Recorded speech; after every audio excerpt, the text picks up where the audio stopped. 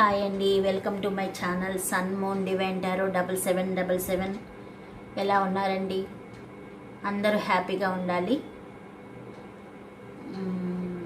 ఈరోజు మన టాపిక్ వచ్చేసి మీ రిలేషన్షిప్లో, మీ లవ్ లైఫ్లో బ్లాకేజెస్ ఏంటి అనేది చూద్దామండి. కార్డ్స్ కదుపుతున్నప్పుడు మీ పర్సన్ నేమ్ 3 times కానీ 5 times కానీ అనుకోండి అమ్మా.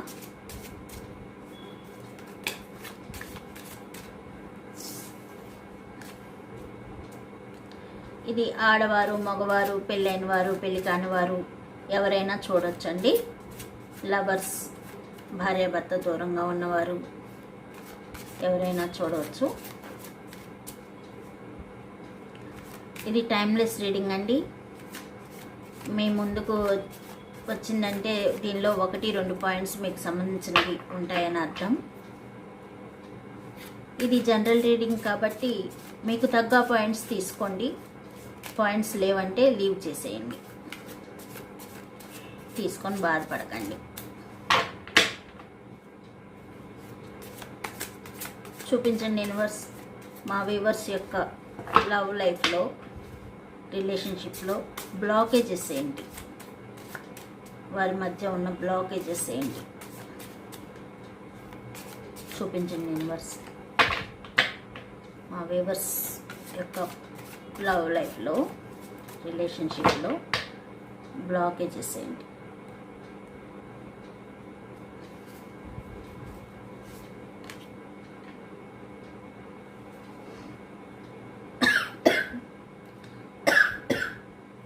Six of Wands, 3 of Pentacles,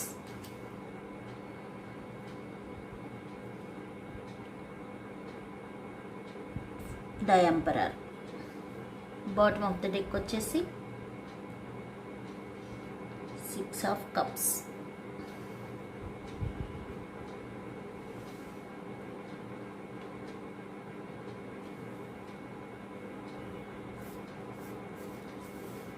ఇది కూడా తీసుకున్నాము.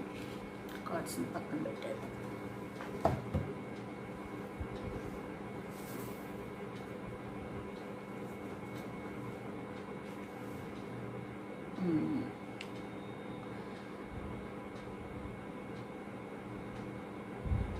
గతంలో మీ లవ్ లైఫ్ చాలా సక్సెస్ఫుల్గా ఉండిందండి. క్రమేణా ఆ సక్సెస్లో లోపాలు వచ్చాయి.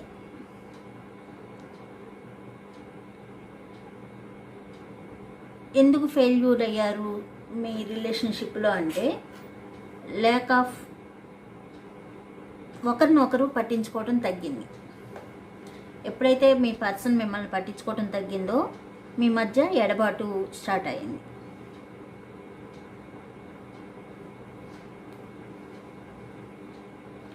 మీ మధ్య అగ్రేసే అనేది ఉంటుంది కదా, ఒకరి మధ్య ఒకరు పుల్లింగ్ అనేది ఉంటుంది కదా, అది తగ్గింది. డిసప్పాయింట్మెంట్స్ పెరిగినాయి. ఎప్పుడైతే డిసప్పాయింట్మెంట్స్ పెరిగినాయో క్రమేణా దూరం పెరిగింది.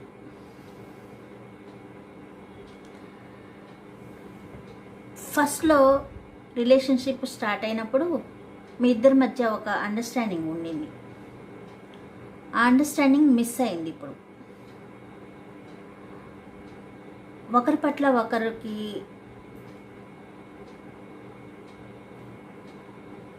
ట్రస్ట్ తగ్గింది.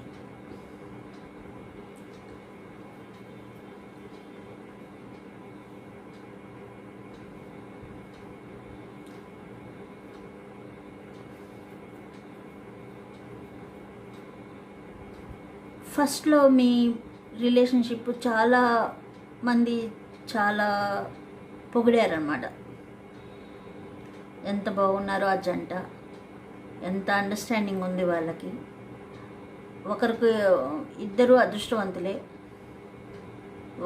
ఇద్దరు చాలా చక్కగా వాళ్ళ ఫ్యామిలీని ముందుకు తీసుకెళ్తున్నారు అని చెప్పి ఆ విధంగా మీ బంధాన్ని చాలామంది పొగిడారు. ఎప్పుడైతే నలుగురిలో మీ ఫ్యామిలీ గురించి చెప్పుకుంటున్నారో ఆ టైంలో మీకు కొన్ని సమస్యలు రావడం మొదలైనవి.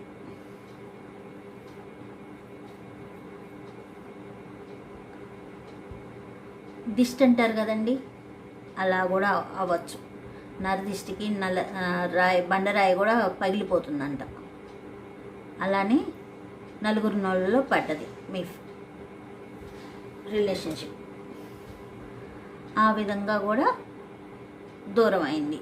మీ ఇద్దరి మధ్య అండర్స్టాండింగ్ తగ్గటం, డిసప్పాయింట్మెంట్స్ పెరగటం, అచీవ్మెంట్స్ కూడా తగ్గటం, ఒకరినొకరు గుర్తించుకోవటం తగ్గటం. ఎప్పుడైతే ఒకరికొకరు దూరం అవుతారో మొత్తం స్టార్ట్ అవుతాయి సమస్యలన్నీ. ఒకటి తనకు నచ్చింది మీకు నచ్చకపోవటం, మీకు నచ్చింది తనకు నచ్చకపోవటం స్టార్ట్ అయింది. ఎంత అడ్జస్ట్ అవుదాం అనుకున్నా మీరు రోజు రోజుకి ఇవి పెరిగిపోతున్నాయి.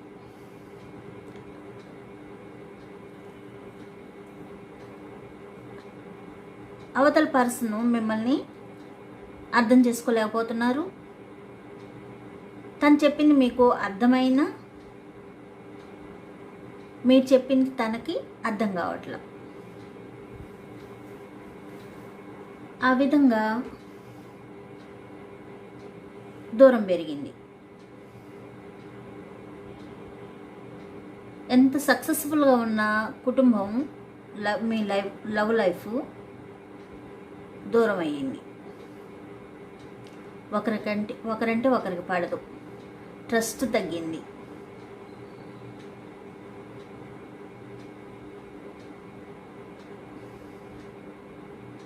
ఆ ట్రస్ట్ ఎప్పుడైతే తగ్గిందో సమస్యలు పెరిగినాయి.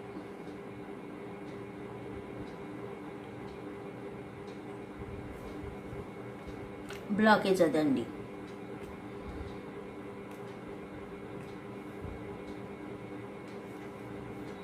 నెక్స్ట్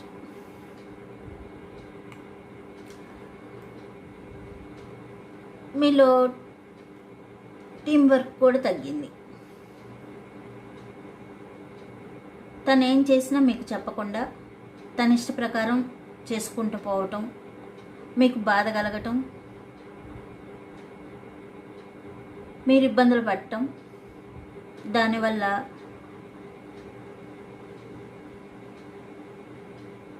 మిమ్మల్ని పట్టించుకోకపోవటం, తను మిమ్మల్ని తన ఇష్టం వచ్చినట్టు మాట్లాడటం, ఈ విధంగా జరిగింది. అలా జరిగినప్పుడు మీకు మీ పెద్దవాళ్ళని కన్సల్ట్ అయ్యారు. ఎప్పుడైతే థర్డ్ పర్సన్ ఎంటర్ అయ్యారో మీకు సమస్యలు ఇంకా పెరిగినాయి. అదే మీరు ఇక్కడ సెకండ్ బ్లాకేజ్ ఏంటంటే థర్డ్ పర్సన్ ఎంటర్ అవ్వటం. దాంతో ఉన్న సమస్య కాస్త పెద్దదైంది.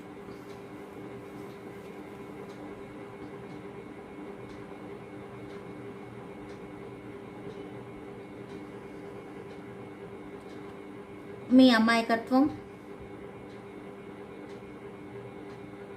మీరు అందరినీ గౌరవించే తత్వం ఉండటం వల్ల అందరినీ నమ్మటం, దాన్ని అవతల వారు టేక్ ఇట్ ఈజీ తీసుకోవటం జరిగిందనమాట.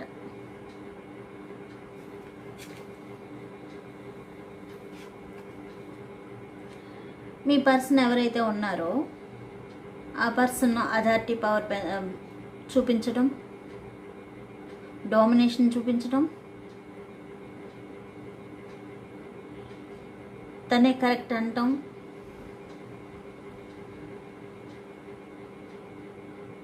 తను చేసిందే కరెక్ట్, తను చెప్పిందే కరెక్ట్ అని చెప్పి తను ఒక మొండి వర్షన్గా తయారయ్యి ఇద్దరికి అసలు ఒకరంటే ఒకరు పడకుండా అయిపోయింది.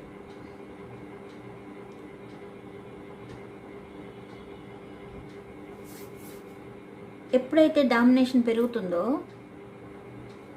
కుటుంబంలో సమస్యలు పెరుగుతాయి.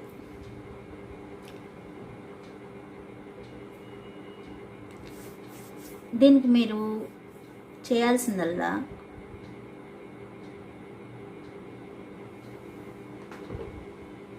ఈ బ్లాకేజెస్ని ఏ విధంగా తగ్గించుకోవచ్చు అంటే, భార్యాభర్త ఇద్దరు కూర్చొని మీకున్న సమస్యలు మీరిద్దరు కూర్చొని చర్చించుకున్నట్లయితే మీ సమస్యలు తీరిపోతాయి. ఎప్పుడైతే థర్డ్ పర్సన్ ఎంటర్ అవుతారో ఆ టైంలో మీ వర్షన్కి మీ పర్సన్ వర్షన్కి ఏ థర్డ్ పర్సన్ కొంచెం యాడ్ చేసి ఆ సమస్యను పెద్ద చేసే అవకాశం ఉంది.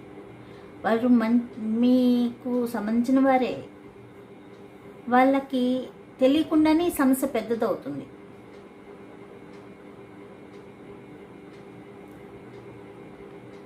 బ్లాకేజెస్ ఇవ్వండి. ఇప్పుడు ఈ బ్లాకేజెస్ పోవాలంటే మీరేం చేయాలి?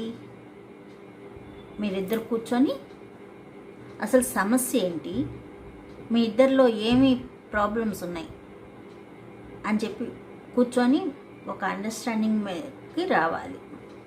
మీకున్న సమస్య తనకి చెప్పుకోవాలి.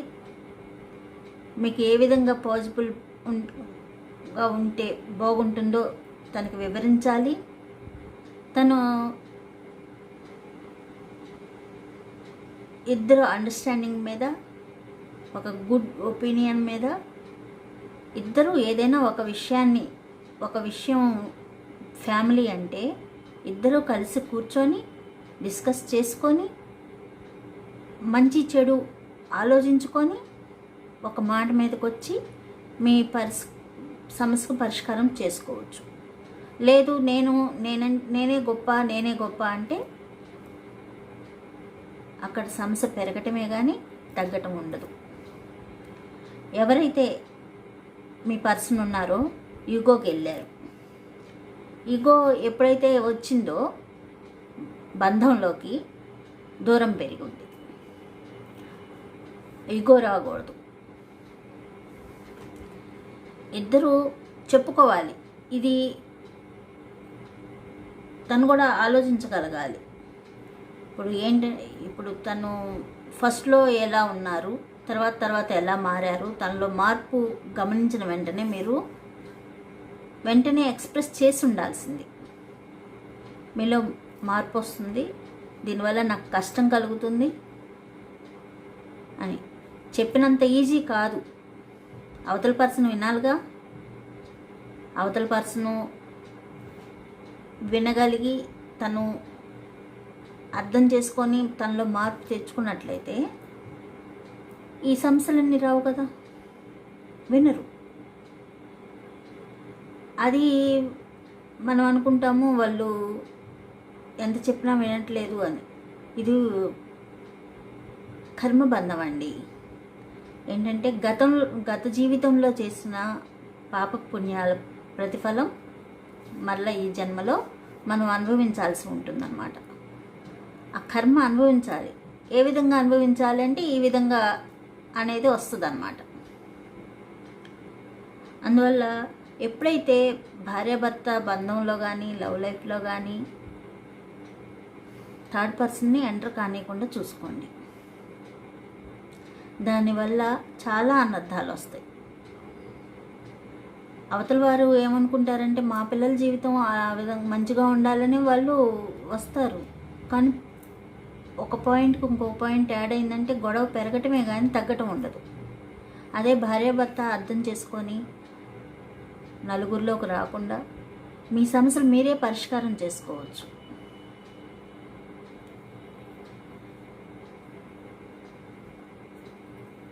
భార్యాభర్త వరకంటే ఓకే, పిల్లలు ఉంటే ఇంకా సఫర్ అవుతారండి, ఇంకా సఫర్ అవుతారు. కనుక ఎవరైనా ఆడవారు కానీ మగవారు కానీ బాధ కలిగితే కూర్చొని చెప్పుకోండి మీ భార్యకి కానీ భర్తకు కానీ, ఇది పరిస్థితి ఇలా ఉంది, మనం నలుగురిలో పెడితే మంచిగా ఉండదు, అలా నలుగురిలో పడకూడదు కదా, మన సమస్యలు మనమే పరిష్కరించుకుందాం, ఇదిగో నాలో నేను ఈ మార్పు చేసుకుంటాను, మీకు తగ్గట్టుగా నేను ఉంటాను, మీరు మీలో ఈ మార్పు చేసుకోండి, ఇద్దరం మంచిగా ఉందాం, అలా చెప్పుకుంటే చాలా కాపురాలు మంచిగా ఉంటాయండి. ఈ రీడింగ్ చూడనవసరం ఉండదు. కానీ కలికాలం అంటారు కదా, ఈ కలికాలంలో చిన్న మిస్టేక్ కూడా భూతద్దంలో పెట్టి చూసే రోజులు ఇవి. అందువల్ల ప్రతి ఒక్కరూ హ్యాపీగా జీవించాలంటే భార్య భర్త ఇద్దరు కూర్చొని చర్చించుకొని ఇద్దరు ఒక డెసిషన్కి వచ్చి వాళ్ళ ఫ్యామిలీని కంటిన్యూ చేసుకోగలిగితే ఎటువంటి సమస్యలు ఉండవండి. ఒకసారి పెద్ద మనుషుల్లో ఉన్నా కూడా మీరు ఆలోచించండి, ఇద్దరు కూర్చొని మాట్లాడుకొని సమస్య పరిష్కారం చేసుకొని ఏదన్నా ఉన్నా మీరిద్దరిలోనే చూసుకోండి, గొడవలకు వెళ్ళకండి. ఆ పర్సన్ వచ్చినా మీరు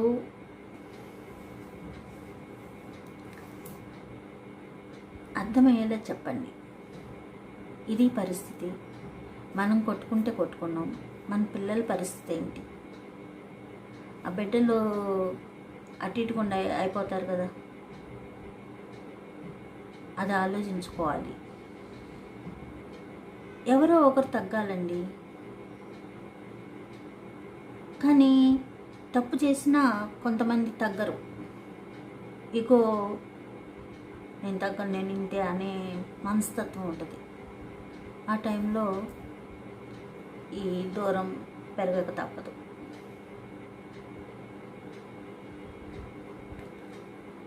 మీ బ్లాకేజెస్ అయితే అండర్స్టాండింగ్ తగ్గింది, ఆ ఎఫెక్షన్ తగ్గింది,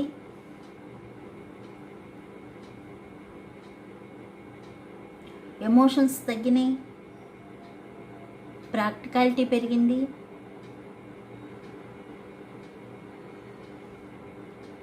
థర్డ్ పర్సన్ ఎంటర్ అయ్యారు. వీటి వల్ల మీకు సమస్యలు పెరిగినాయి. మీరు ఏదైతే థర్డ్ పర్సన్ పక్కన పెట్టేసి మీరిద్దరు కూర్చొని చర్చించుకున్నట్లయితే మీ సమస్య తీరిపోతుంది, మీ లవ్ లైఫ్ మంచిగా ఉంటుంది, ముందుకు వెళ్తుంది. ఇదండి ఈరోజు రీడింగ్. మీకు నచ్చినట్లయితే సబ్స్క్రైబ్ చేసుకోండి, లైక్ చేయండి. Thank you.